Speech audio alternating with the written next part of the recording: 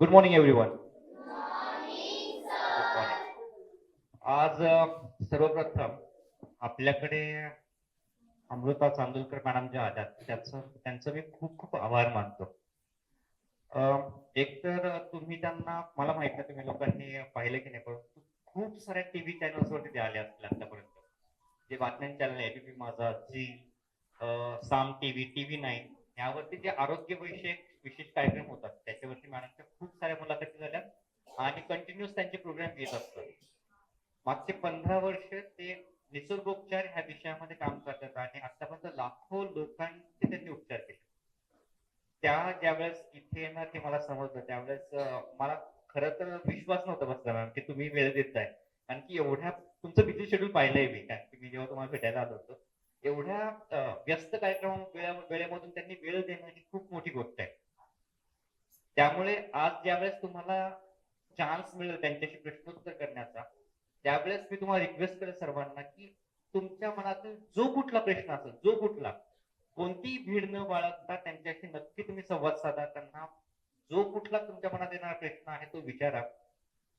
नुसता menstrual hygiene हा नाही, म्हणजे मासिक पाळी विषयी नाही, तर तुम्हाला इतर कुठलाही विषय जर का तुम्हाला काही त्रास होत असेल किंवा तुमच्या घरामध्ये काही त्रास होत असतील आणि तुम्हाला वाटत असेल की अरे ह्या विषयी कसं पण त्याला टॅकल करू शकतात निसर्गोपचारामध्ये, तर तुम्ही त्याविषयी नक्की मॅडमला विचारू शकता. ह्याची मुभा मी त्यांच्याकडनं ऑलरेडी खाली घेतली आहे की मॅम, आमच्या पालकांना, आमच्या विद्यार्थ्यांना जर का इतर कुठला प्रश्न विचारायचा असेल तर त्यांना प्लीज तो विचारू द्या, जेणेकरून त्यांच्या प्रश्नांची उत्तरं त्यांना इतर मिळतील.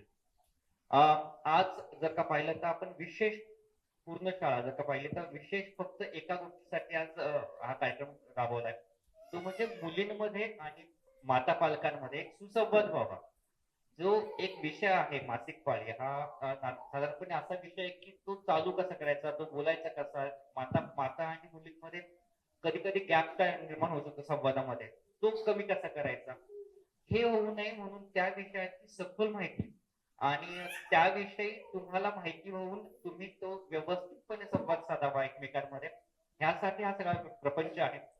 मी जास्त वेळ घेत नाही. आज ज्यांचं भाषण ऐकायला किंवा ज्यांचा विचार ऐकायला आपण तिथे सगळे आलो, मी त्यांना रिक्वेस्ट करतो, ma'am, all yours, thank you so much ma'am, तुम्ही आलात पुन्हा एकदा.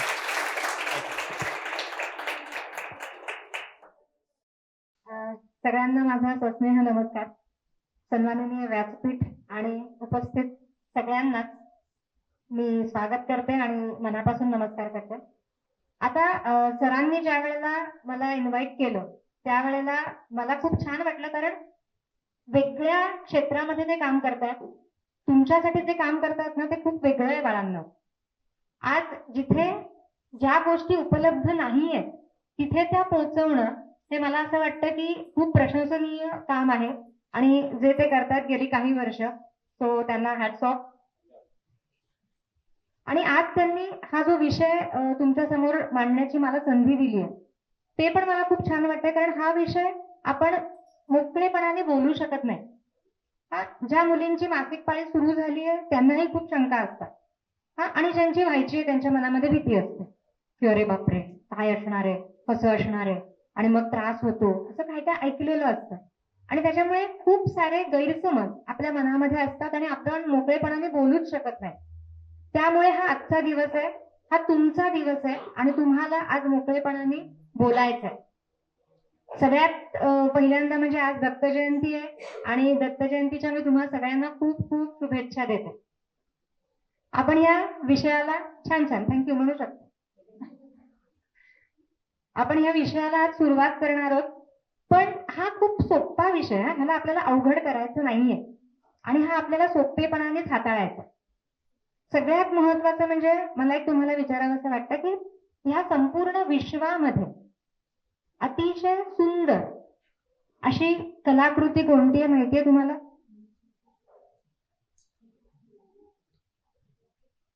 तर एक नवजात बालक, बाळ, जन्माला आलेलं नवीन बाळ, ही निसर्गाची सर्वात सुंदर कलाकृती आहे. कारण आईच्या गर्भामध्ये वाढलेलं ते बाळ जेव्हा जन्माला येतं, तुम्ही बघा ना, डोळे, कान, नाक सगळ्या गोष्टी असतात त्याला. हा, आणि ते ह्या विश्वामध्ये पहिला श्वास घेतं, ते बघायला लागतं, ते रडायला लागतं. एवढं सुंदर जिवंत कलाकृती कोणी निर्माण करू शकतं? कुठलाच कलाकार नाही करू शकत. तो सुंदर चित्र काढू शकेल, तो सुंदर मूर्ती बनवू शकेल, पण त्याच्यात तो जिवंतपणा घालू शकतो का? कुणीच नाही घालू शकत, जे परमेश्वर घालतो. आणि ही सर्वात सुंदर कलाकृती म्हणजे बाळाचा जन्म हे कोण करू शकतं? तर केवळ एक स्त्री करू शकते. तीच ही कलाकृती साकारू शकते. आणि त्याच्यामुळे प्रत्येक स्त्रीला आपल्या स्त्रीत्वाचा अभिमान असायला हवा. पण खरंच आपल्याला तो असतो का? हा प्रश्न प्रत्येकाने स्वतःच्या मनाशी विचारायचा आहे, जास्त करून पालकांनी. जर तुम्ही बघाल तर आपण म्हणतो बाईपण नको. का? कारण बाईपण म्हणजे काय? तर रांधा वाढा, उष्टी काढा, आणि काय तर मुलांना काढा आणि सदा रडा. असंच काहीसं आज आपण समजतोय. पण आज तुमचा सगळ्यांचा त्याच्याकडे बघण्याचा दृष्टिकोन बदलावा यासाठी मी इथे आले. कारण मुळातच स्त्रीला शक्ती समजलं गेलं आपल्याकडे. पण आपल्याला वाटतं का की आपण शक्ती आहोत? सगळ्यात महत्वाचं शक्ती म्हणजे काय? मस्क्युलर पॉवर नाही. शक्ती म्हणजे काय? तर तिच्याकडे मनाची शक्ती आहे, बुद्धीची शक्ती आहे. पण ही शक्ती वापरायची असते तेच आपण विसरलो. अलीकडे केवळ नकारात्मक विचारांमध्ये आपण अडकलोय. स्त्रीला विश्वाची जननी म्हटलं गेलं. आणि जेव्हा आपण मनुष्य जन्माला येतो ना बाळांनो, तुम्ही पण लक्षात ठेवा, लॉ ऑफ अट्रॅक्शन म्हणतात.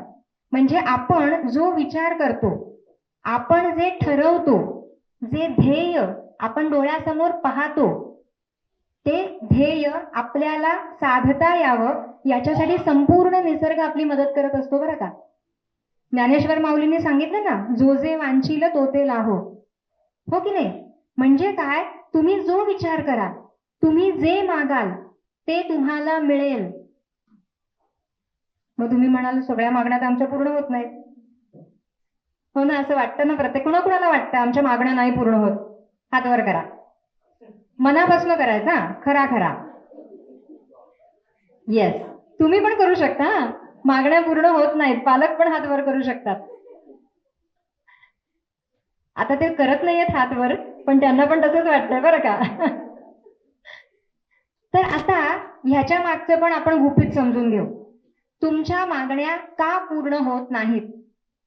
जेव्हा तुम्ही एखादा विचार करता, एखादी मागणी तुम्ही परमेश्वराकडे मागता, त्यावेळेला परमेश्वर तुमची ती मागणी पूर्ण करण्यासाठी काम करायला सुरुवात करतो. ओके? निसर्गाने काम करायला सुरुवात केली बरं का. आता ती मागणी हळूहळू तुमच्यापर्यंत येईल. एखादी गोष्ट तुम्हाला हवी आहे तर ती कुठेतरी मॅन्युफॅक्चर होत असेल, मग तिथून ती कुणाकडे तरी येत असेल, मग तुमच्या जवळच्या दुकानात येत असेल, मग तुम्हाला मिळत असेल ना. हो की नाही? म्हणजे तिचा प्रवास आहे ना प्रत्येक गोष्टीचा. कुठेतरी लांब निर्माण होणार आणि मग प्रवास करून ती तुमच्यापर्यंत पोहोचणार. म्हणजे प्रत्येक गोष्टीला आपल्यापर्यंत पोहोचायला काहीतरी कालावधी लागतो की नाही? तसं तुम्ही कुठलीही मागणी केली की ती परमेश्वराकडनं तुमच्यापर्यंत पोहोचायला काहीतरी कालावधी लागतो. आणि तो कालावधी ज्या वेळेला जात असतो, प्रोसेस सुरू असते, तेव्हा तुमच्या मनामध्ये विचार असतो, मिळणार आहे का मला खरंच?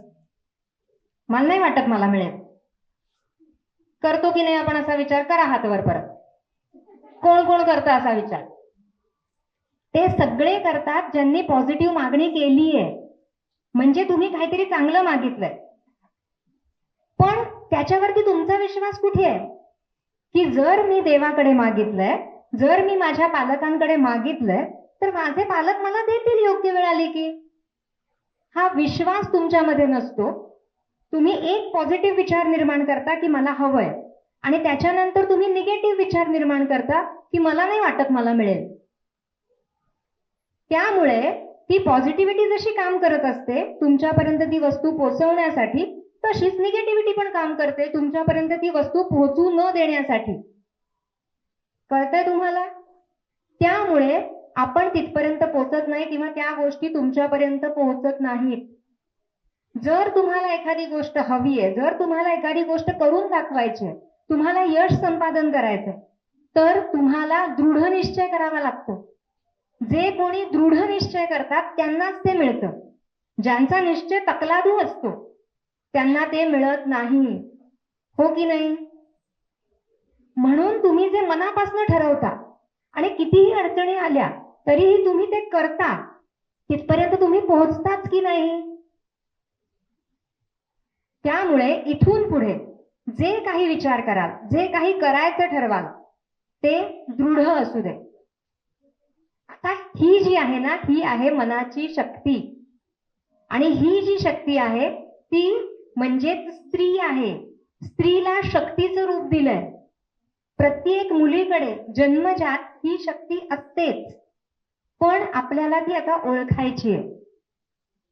ज्या घरामध्ये जर तुम्ही बघाल नकारात्मक, तुम्ही जास्त करून ना, ज्या घरामध्ये कटकट करणारी स्त्री आहे, नकारात्मक विचारांची आणि चिंताग्रस्त, सतत चिंता करणारी स्त्री आहे, त्या घरामध्ये सुख आणि समाधान नांदू शकत नाही. हे आपण समजून घ्यायला हवं. पण ज्या घरामध्ये अतिशय सकारात्मक, समंजस आणि जिद्दीची स्त्री आहे, त्या घरामध्ये सुख समृद्धी आल्याशिवाय राहत नाही. त्यामुळे आजपासून आपल्याला काय करायचंय, तर आपल्याला नकारात्मक विचार टाळायचे. आपल्याला कायम समंजस आणि सकारात्मक राहायचंय आणि प्रयत्न करत राहायचे. अडचणी ह्या आयुष्यात प्रत्येकाच्या येतात, पण जो अडचणींवर मात करतो तोच पुढे जातो, आणि जो अडचणींचा बाऊ करतो तो तिथेच रडत राहतो. त्यामुळे आजपासून प्रत्येक अडचणीकडे आपण चॅलेंज म्हणून बघणार आहोत आणि त्याच्यावर मात करणार आहोत. तर हे जे स्त्रीत्व आहे, हे स्त्रीत्व प्रत्येक मुलीकडे जन्मजात आहे. जसं एखादी बी लावली की त्याच्यातनं अंकुर फुटतो, त्याच्यातनं एक रोप जन्माला येतं, आणि ते रोप जेव्हा झाड होतं तेव्हा त्याला फुलं येतात. बरोबर आहे? त्याच्यामुळे बालपण म्हणजे काय आहे, तर त्या रोपासारखं आहे. अंकुर फुलल्यानंतर जे रोप जन्माला येतं ते म्हणजे बालपण आहे, आणि त्याला जेव्हा फुलं लागतात ते म्हणजे आपला मासिक धर्म सुरू होणं आहे. आपल्यामध्ये त्या स्त्रीत्वाचा आविष्कार निर्माण होणं आहे. जर तुम्ही बघाल तर माझ्यामध्ये प्रत्येकाला झाडांची तर माहिती आहे ना, झाडं कशी वाढतात, कशी फुलं लागतात, कशी फळं लागतात. ज्या वेळेला ते झाड कमकुवत असतं, त्याच्यामध्ये ताकद नसते, तेव्हा ती फुलं गळून जातात की नाही? फळं नाही धरत त्याला, ती फुलं गळून जातात. तसंच जोपर्यंत तुम्ही सशक्त होत नाही, तुम्ही सगळ्यांनी पण समजून घ्या, जोपर्यंत आपल्या मुली सशक्त होत नाही तोपर्यंत ते ऋतुचक्र, ते मासिक चक्र सुरू होत नाही. पण मग तुम्ही म्हणाल की अलीकडे खूप लहान वयामध्ये देखील मासिक धर्म सुरू होतो, हो की नाही? खूप लवकर हल्ली मुली वयात येतात, पण त्याची पण काहीतरी कारणं आहेत. कारण मुळातच आपण त्यांना निरागस राहूच देत नाही. स्ट्रेस, आज सगळीकडे महत्वाचं कारण जे आहे ना ते स्ट्रेस आहे, ताण. मग तो ताण कुठला कुठला आहे? ह्या लहानग्यांवरती घरचा ताण आहे. तुम्ही म्हणाल आम्ही काही मुलांना ताण देत नाही. कुणीही पर्पजली मुलांना कदाचित ताण देत नाहीये, पण तुम्ही ज्या ताणामध्ये आहात तो ताण ही मुलं देखील फील करतायत. ही देखील घरातल्या गोष्टी बघतायत, ऐकतायत. त्यांना अर्थ कळत नसतील, पण त्या वाईब्स त्यांच्यापर्यंत पोहोचतायत. त्याच्यामुळे घरातला ताण ह्या मुलांच्या डोक्यांवरती पण आहे. शाळेतला ताण, अभ्यासाचा ताण, ही जी काही कॉम्पिटिशन म्हणतो आपण जे सतत कंपॅरिझन करतो त्यांचं, तो बघ त्याला बघ किती चांगले मार्क मिळाले, तो बघ त्याचं कसं सगळं पाठ आहे, त्याला बघ सगळं कसं येत आहे, तो बघ घरामध्ये कसा वागतो.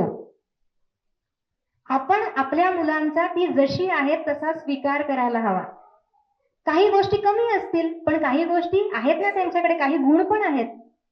प्रत्येकामध्ये गुणदोष आहेत ना, फक्त दोष बघू नका. जेवढे तुम्ही गुण बघाल आणि त्या गुणांना वाव द्याल तेवढी ही मुलं छान ग्रो होतील. त्यामुळे हे पालकांचं काम आहे की तुम्हाला त्यांच्यातले गुण बघायचे, त्यांची जी निरागसता आहे ती जपायची आहे.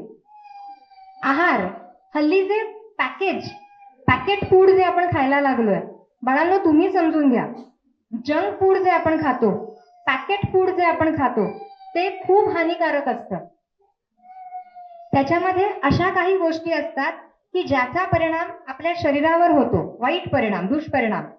इव्हन आपल्या मेंदूवर होतो, आपल्या मनावर होतो. आणि त्याच बरोबरीने आपल्या हॉर्मोन्स वरती होतो. आणि त्यामुळे अनेक अडचणी पुढे जाऊन आपल्याला फेस कराव्या लागतात. त्याच्यामुळे घरचं सात्विक अन्न जेवढं तुम्ही खाल तेवढे तुमचे प्रॉब्लेम्स मिनिमाइज होतील, कमीत कमी येतील तुम्हाला. त्यामुळे हे आपल्याला लक्षात ठेवायचं. आता मुलगी वयात येते म्हणजे काय? मुली आणि मुलं दोघेही वयात येतात. म्हणजे जसं मी म्हटलं की ते जे रोप आहे, त्या रोपाचं झाडामध्ये रूपांतर होतं. किंवा एखादी कळी आहे नाजूकशी, ती जशी फुलायला लागते आणि नंतर तिचं फुल बनतं. ती जी फुलण्याची उमलण्याची प्रोसेस आहे ती म्हणजे आपला तो मासिक धर्म आहे, आपलं ते ऋतुचक्र आहे. प्रत्येक मुलीच्या शरीरामध्ये आणि मुलाच्या शरीरामध्ये प्रजनन संस्था म्हणजे रिप्रोडक्टिव्ह सिस्टीम ते ऑर्गन्स असतातच. पण ते कधी डेव्हलप होतात? जेव्हा तुम्ही सशक्त होता. शरीराने मनाने जशा तुम्ही सशक्त होत जाता तसे तसे ते ऑर्गन डेव्हलप होतात आणि पुढे जाऊन ते ऋतुचक्र सुरू होतं. त्याची कोणतीही भीती बाळगण्याची गरज नाही. हा निसर्ग आहे आणि निसर्गामध्ये जशी फुलं लागतात, झाडाला फळं धरतात, तसंच प्रत्येकाच्या आयुष्यामध्ये घडत असतं. प्रत्येक मुलीच्या शरीरामध्ये 2 अंडाशय असतात, ज्याला ओव्हरी म्हटलं जातं इंग्रजीमध्ये. आणि मुलांच्या शरीरामध्ये पण अंडाशय असतात, ज्याला टेस्टिकल म्हटलं जातं. आता जेव्हा तुम्ही सशक्त होता शरीराने मनाने, त्यावेळेला काय होतं? त्यावेळेला तिथे रज किंवा मुलांमध्ये शुक्र नावाचा धातू तयार होतो. आता आपण जे अन्न खातो त्या अन्नातूनच आपल्याला ताकद मिळते की नाही, पोषण मिळतं आपल्याला. तर आयुर्वेद असं सांगतो की त्या अन्नातून सप्त धातू निर्माण होतात. पहिला धातू जो आहे तो आहे रस, त्याच्यानंतर आहे रक्त, त्याच्यानंतर मांस. आपलं जे मांस आहे ते अन्नातूनच निर्माण होतं. त्याच्यानंतर मेद, त्याच्यानंतर अस्थि म्हणजे आपली हाडं, त्याच्यानंतर मज्जा, मेंदूला जे लागतं, आणि त्यानंतर आहे ते म्हणजे रज किंवा शुक्र. ज्या वेळेला मुली लहान आहेत त्यावेळेला तो धातू तेवढा सक्षम नसतो किंवा तो तेवढा तयार होत नसतो. जेव्हा ह्या मुली वयात येतात, त्या शरीराने मनाने बळकट होतात, त्यावेळेला 7वा धातू हा निर्माण व्हायला लागतो. आता हा जो धातू निर्माण होतो, जसं रक्त निर्माण होतं, जसं हाडं निर्माण होतात, त्याला बळकटी मिळते, तसंच हा 7वा धातू देखील आपल्या शरीरात निर्माण होत असतो. मग हा कुठे निर्माण होतो? तर त्या ज्या 2 ओव्हरीज आहेत आपल्या, त्या ओव्हरीज मध्ये हे रज निर्माण व्हायला लागतं. तिथे अंडी निर्माण व्हायला लागतात. आणि मग तिथून पुढे जी प्रोसेस होते ती सुरू होते ह्या मासिक पाळीची प्रोसेस. म्हणूनच जर तुम्ही बघाल तर सरकारने पण सांगितलंय की लग्नाचं वय, बालविवाह करू नका म्हटलंय. का करू नका? कारण कळी ही लगेच फुलत नाही ना, तिची उमलण्याची पण प्रोसेस आहे. ती उमलण्याची प्रोसेस पूर्ण झाली तरच फुल टवटवीत आणि सुंदर दिसतं. पण जर आपण हाताने त्याच्या पाकळ्या उलगडायला गेलो तर नैसर्गिक ते जसं सुंदर दिसणार आहे तसं ते राहील का? त्याच्या पाकळ्यांना तेवढी स्ट्रेंथ मिळेल का? तर मिळणार नाही. आणि म्हणूनच बालविवाह हा करायचा नाहीये, तिला उमलू द्यायचं. आता ज्या वेळेला जसं मी म्हटलं की तो रज निर्माण होतो, योग्य शरीराची धारणा झाली की तो रज निर्माण होतो. आता तो रज असतो ना बाळा, ज्या ओव्हरीमध्ये निर्माण होतो, तिथून ती अंडी ही बाहेर येतात आणि आपलं जे गर्भाशय असतं त्याला जोडणारी जी एक ट्यूब असते, ज्याला फॅलोपियन ट्यूब म्हणतात, तिथे ती येतात. तिथे आल्यानंतर खरं तर जेव्हा तुमचं उद्या लग्न होईल आणि ज्या वेळेला पुरुषाशी संबंध येईल तेव्हा पुरुष बीज आणि स्त्री बीज याचं मिलन होऊन तिथे भ्रूण तयार होतं. पण ज्या वेळेला आत्ता तुम्ही लहान आहात आणि ती अंडी तिथे फॅलोपियन ट्यूब मध्ये येत आहेत, पण ती पूर्णत्वाला जात नाहीये, त्यातनं भ्रूण निर्माण होत नाहीये. मग ती काय होतात? तर ती एक्सपायर होतात. जसं औषधांना एक्सपायरी डेट असते माहितीये ना तुम्हाला, इव्हन अन्न पदार्थांना पण एक्सपायरी डेट असते माहितीये ना. जर तुमच्या घरामध्ये एक्सपायर झालेलं काही असेल तर तुम्ही काय कराल? बरोबर आहे, फेकून द्याल. तुम्ही त्याला घराबाहेर कचऱ्यामध्ये टाकून द्याल. कारण त्याचा काही उपयोग आहे का? नाही. उलट ते घातक असू शकतं. त्याच्यामुळे एक्सपायर झालेली गोष्ट आपण फेकून देतो, आपण वापरत नाही. तसं आता ती जी अंडी आहेत ती एक्सपायर झाली, त्याचं लाईफ संपलं. मग हे जे आपलं घर आहे शरीर रूपी, ते घर म्हणतं की आता ह्याला टाकून द्या. आता ती अंडी ज्या वेळेला गर्भाशयामध्ये येतात, समजा ती फलित झाली तर, म्हणून गर्भाशयाने त्याचा स्तर हा वाढवलेला असतो. त्या दिवसांमध्ये तो स्तर जाड झालेला असतो, कारण ती धारण करण्यासाठी. पण ती अंडी एक्सपायर झाल्यामुळे शरीराला ती अंडी पण आणि तो वाढलेला स्तर पण शरीराबाहेर फेकावा लागतो. कळतंय तुम्हाला? जसं आपण एक्सपायर झालेल्या गोष्टी फेकून देतो, तसं शरीर देखील एक्सपायर झालेली ती एग्ज आणि तो स्तर शरीराबाहेर फेकून देतं. मग ते कसं फेकणार? मग ते रक्ताद्वारे त्याला स्वच्छ करतं. त्यामुळे तो जो स्त्राव आहे तो गर्भाशयाचं जे तोंड बाहेर पडतं तिथून म्हणजे योनी मार्गातून बाहेर पडतो. म्हणजे ही एक प्रकारे आपल्या शरीराची स्वच्छता आहे की नाही? नको असलेल्या गोष्टी टाकून देणं आहे की नाही? मग हे वाईट आहे का? त्यामुळे कुणीही याच्याकडे वेगळ्या दृष्टिकोनातनं बघू नका. शरीर स्वतःला कायम स्वच्छ करत असतं, सशक्त करत असतं, पण त्याला तुमच्या मनाची पण साथ लागते. तुमचे विचार पण सकारात्मक असतील तरच शरीर पॉझिटिव्ह काम करू शकतं. पण जर तुमचे विचार नकारात्मक असतील, तुम्ही त्याला घाण समजाल, तुम्ही त्याच्याबद्दल वाईट विचार कराल, तर पुढे जाऊन प्रॉब्लेम्स उत्पन्न होतात बरं का. आणि हे फक्त या बाबतीत नाही, कुठल्याही बाबतीत. जितका सकारात्मक विचार तितके सकारात्मक परिणाम, जितका नकारात्मक विचार तितके नकारात्मक परिणाम. त्यामुळे तो रक्तस्राव ज्याच्यामध्ये तो रज पण बाहेर पडतोय, म्हणजे ती अंडी पण बाहेर पडतायत एक्सपायर झालेली, असं ते मासिक चक्र किंवा ती पाळी सुरू होते. जेव्हा ही प्रोसेस सुरू असते त्यावेळेला शरीर त्याला धुवून काढत असतं ना.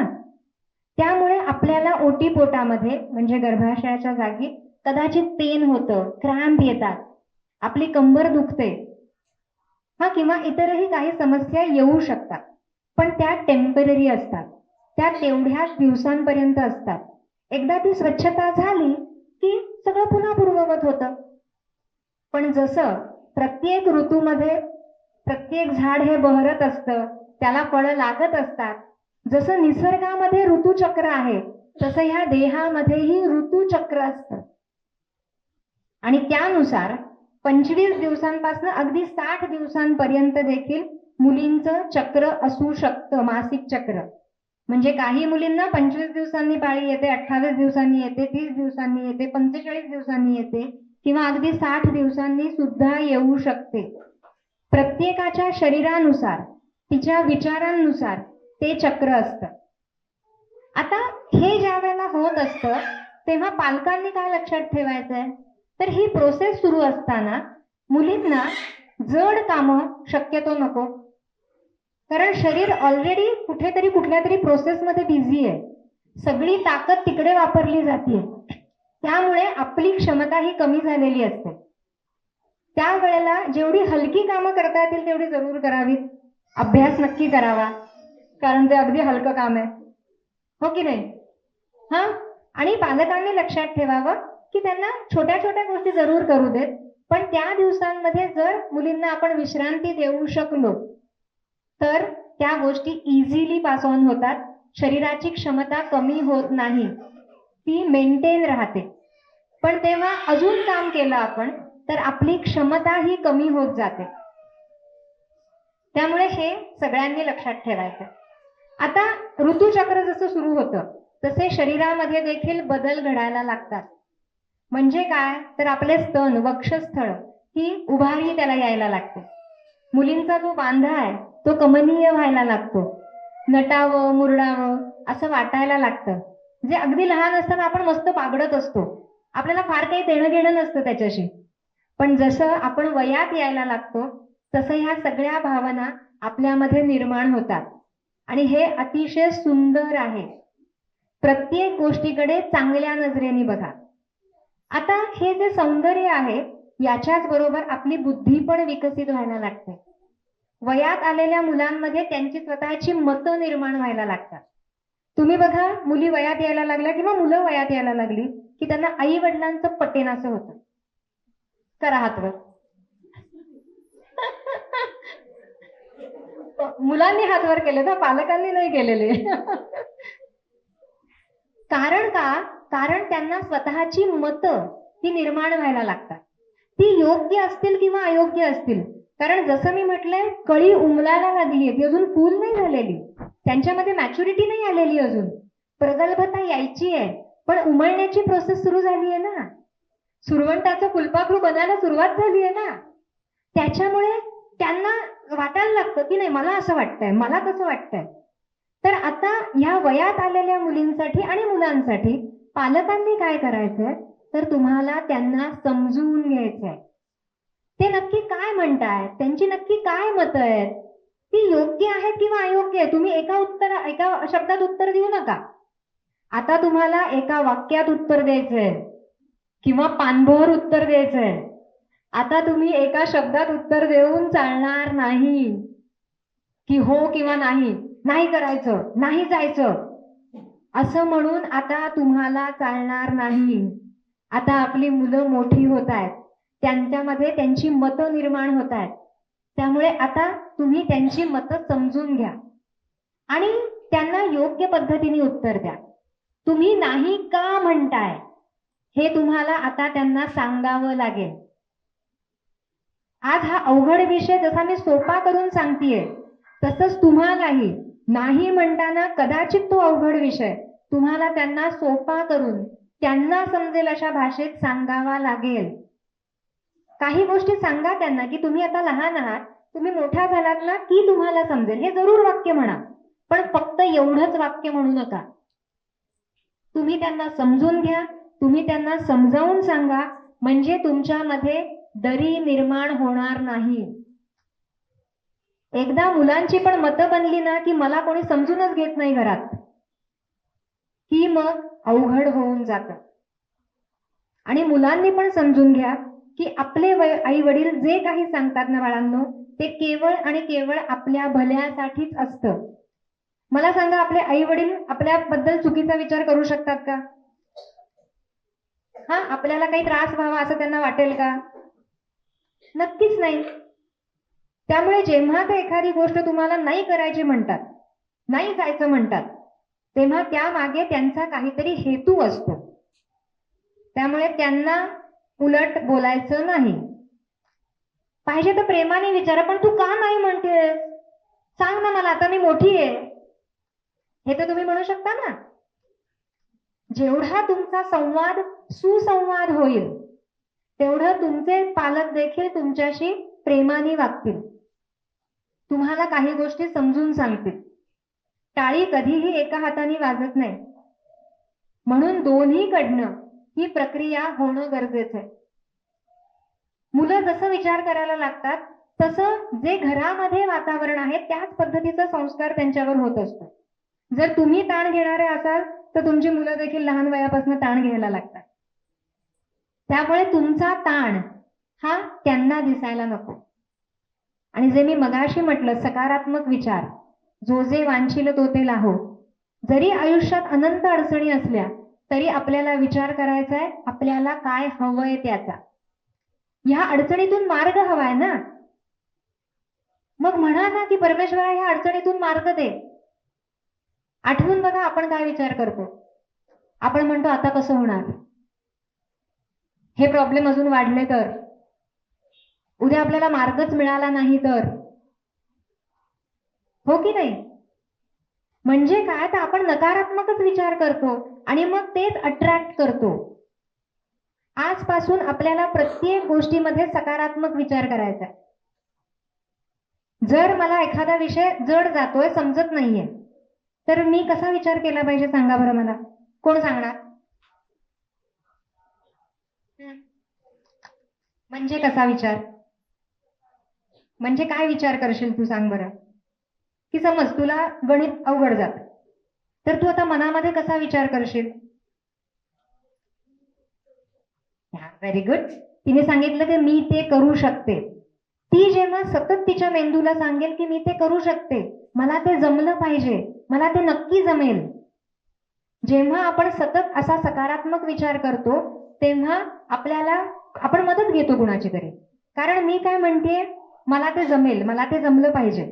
मग आपण मार्ग शोधतो ते कसं जमेल याचे. आणि हे सगळे बदल जेव्हा आपण मुलीतून स्त्रीत्वाकडे जात असतो तेव्हा आपल्यामध्ये घडत असतात. स्त्री जी आहे ना ती चतुरस्त्र आहे, ती अष्टावधानी आहे, ती अनेक गोष्टी एका वेळेला करू शकते जे पुरुष करू शकत नाही. निसर्गाने ती शक्ती स्त्रीलाच दिली आहे आणि ती आपल्या ह्या सगळ्या मुलींमध्ये आहे. मुलींनी सगळं केलं पाहिजे अशा मताची मी पण आहे. पण केव्हा, जेव्हा त्या योग्य विकसित होतील, जसं जसं त्यांचं विकसन होतंय, त्यांच्यामध्ये विकास घडतोय, तसं तसं तुम्ही त्यांच्यावरती एक एक जबाबदारी टाका.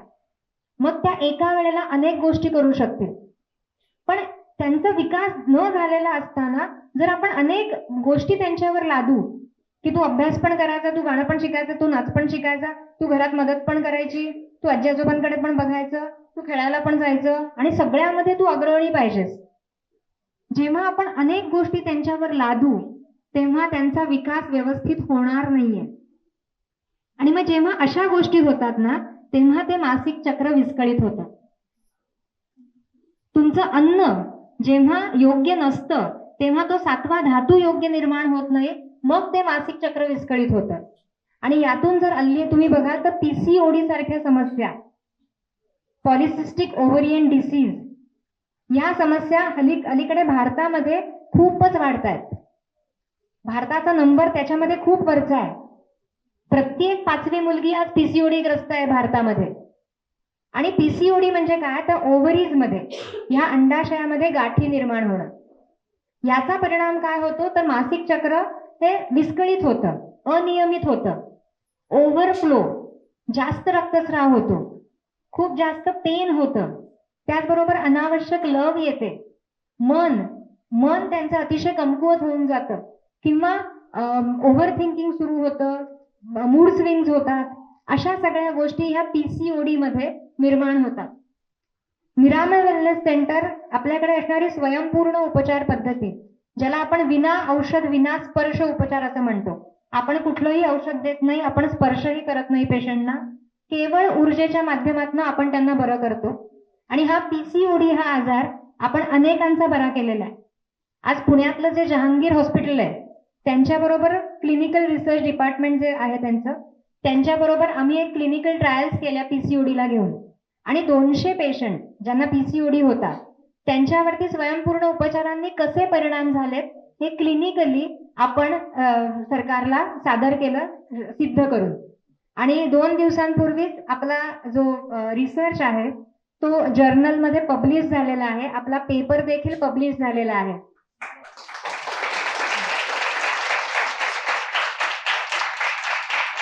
धन्यवाद. त्यामुळे कुठल्याही औषधाशिवाय केवळ ऊर्जेने असे आजार देखील पूर्णपणे बरे होतात. रादर कुठलेही आजार पूर्णपणे बरे होतात. यासाठीच गेली 15 वर्ष आम्ही काम करतोय, कारण आज आपण औषधांच्या आहारी गेलोय. औषध हे केव्हा गरजेचं आहे, जेव्हा शरीराला सपोर्ट हवाय. पण आज आपण शरीराची क्षमता कमी करतोय, इतक्याशा गोष्टींना आपण औषधं घेतोय आणि त्यामुळे आपली इम्युनिटी कमी होते, रोगप्रतिकार क्षमता कमी होते आणि मग आजारपण वाढत चाललीये. आधी शरीराला काम करू द्या, शरीर स्वतःला बरं करू शकतं. स्वयंपूर्ण उपचारांमध्ये आपण शरीराचीच ताकद वाढवतो, त्याची क्षमता वाढवतो आणि मन जे हल्ली सर्रासपणे लोकांचं निगेटिव्ह झालंय, निगेटिव्हच विचार असतात, ते पॉझिटिव्ह करण्याची ट्रीटमेंट म्हणजे स्वयंपूर्ण उपचार आहे. शरीर आणि मन दोन्ही सकारात्मक झालं की भले भले आजार, अगदी कॅन्सर सारखे आजार देखील पूर्णपणे बरे होऊ शकतात, जे आपण स्वयंपूर्ण उपचारांनी आजपर्यंत सिद्ध केलेलं आहे. आणि अशा अनेक क्लिनिकल ट्रायल्स इथून पुढे आम्ही करणार आहोत. तर त्यामुळे स्वतःची ताकद ओळखा, हेच आम्ही प्रत्येक वेळेला सांगत असतो. ज्या वेळेला ती मुलगी फुलतीये त्यावेळेला पालकांचा रोल सगळ्यात महत्वाचा आहे. तिला येणाऱ्या अडचणी ह्या तिने तुमच्याशी बोलल्या पाहिजेत आणि म्हणून तुम्ही त्यांची मैत्रीण झालं पाहिजे. जसं मुलांच्या बाबतीत म्हटलं जातं की जेव्हा वडिलांची चप्पल मुलाच्या पायामध्ये बसायला लागते तेव्हा वडिलांनी मित्र बनायचं असतं. तसंच मुलगी जेव्हा वयात यायला लागते तेव्हा आईनी मैत्रीण बनायचं असतं. आणि मैत्रीण म्हटलं ना की मग ती प्रत्येक मनातली गोष्ट तुम्हाला सांगणार. पण जर तुम्ही आईगिरी करायला लागाल तर मात्र ती तुमच्यापासून लपवणार. त्यामुळे जेवढं तुम्ही मैत्रीण बनाल तेवढं ह्या मुली मनातलं तुमच्याशी शेअर करतील. आहार, विहार आणि विचार 3 गोष्टी महत्वाच्या आहेत बाळांनो. जर तुम्ही चांगला आहार घ्याल तर हे शरीर, ज्याला योगशास्त्र अन्नमय कोश म्हणतं, योगशास्त्रामध्ये शरीराला काय म्हणतात? अन्नमय कोश. चांगलं अन्न जर तुम्ही त्याला द्याल तर हा अन्नमय कोश म्हणजे हे शरीर सशक्त होईल. जर चांगले विचार तुम्ही त्याला द्याल तर मनोमय कोश म्हटलंय. आपलं अस्तित्व योगशास्त्र म्हणतं की पंचकोशांमध्ये आहे. त्यातला 3रा कोश मनोमय कोश आहे. आपल्या मनात सगळे विचार असतात की नाही, ते कुठेतरी साठत असतात बरं का. योगशास्त्र म्हणतं की पहिला अन्नमय कोश, दुसरा प्राणमय कोश. प्राणायाम हा शब्द ऐकलाय ना सगळ्यांनी? तो जो प्राण आहे, ती जी ऊर्जा आपल्या शरीराला मिळतीये ती फक्त श्वासाद्वारे नाही तर प्रत्येक त्वचेच्या रंध्रातून देखील ती ऊर्जा घेतली जाते. आपला प्रत्येक त्वचेचं रंध्र पण श्वास घेत असतं बरं का. तुम्ही बघा, रेनकोट घातला की आतमध्ये घाम येतो की नाही आपल्याला? प्लास्टिक जर गुंडाळलं तर त्वचेला घाम येतो ना. याचा अर्थ तिथून काहीतरी वाफ येत जात असते ना, हो की नाही? तसं त्वचेच्या प्रत्येक रंध्रातून पण श्वास घेतला जातोय. मग तो श्वास त्या प्राणमय कोशातनं घेतला जात असतो.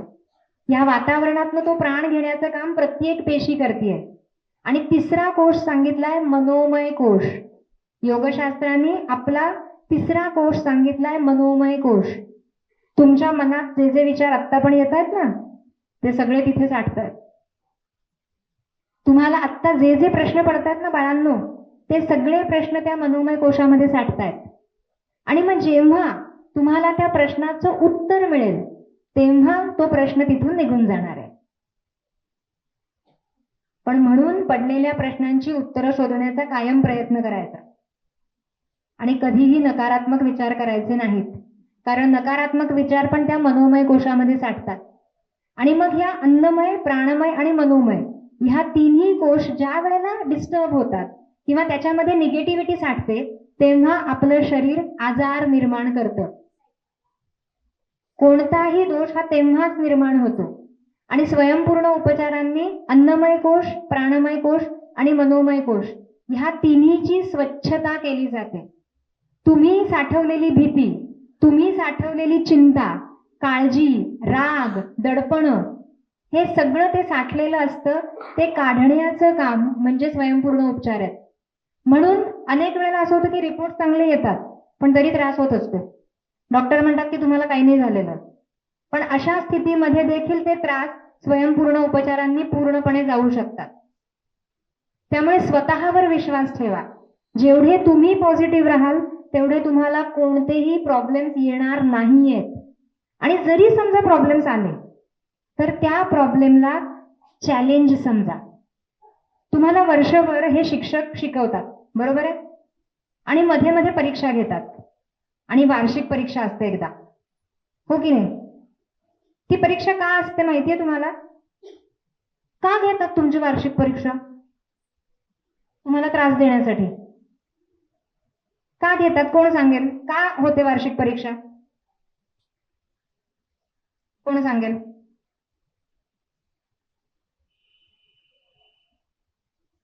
जे वाटेल ते सांगा ना, तुम्हाला जे वाटतंय ते सांगा. कोण सांगणार? वार्षिक परीक्षा का घेतली जाते?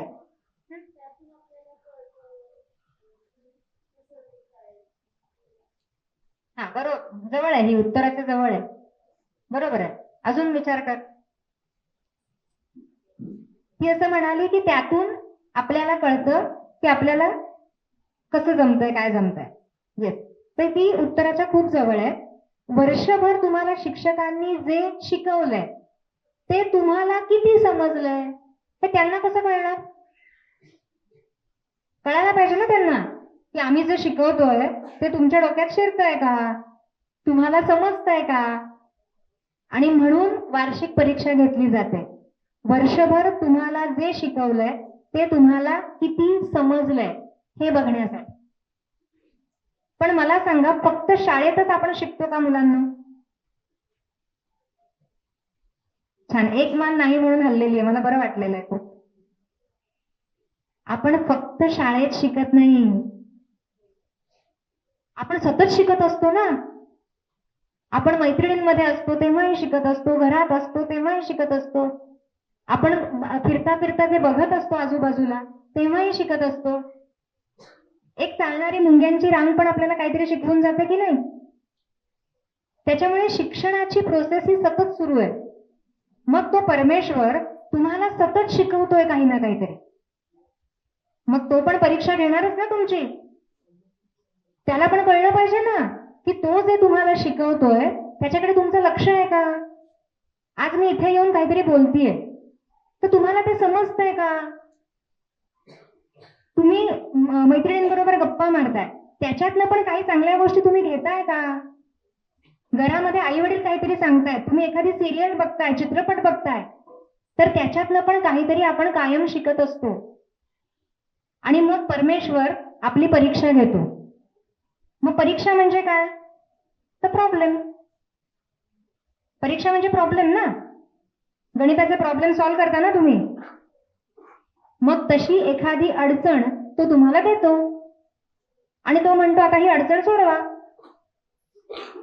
तुम्ही जर व्यवस्थित शिकला असाल तर तुम्ही ती अडचण सोडवू शकता. पण तुमचं जर लक्ष नसेल तर मग भीती वाटते ना.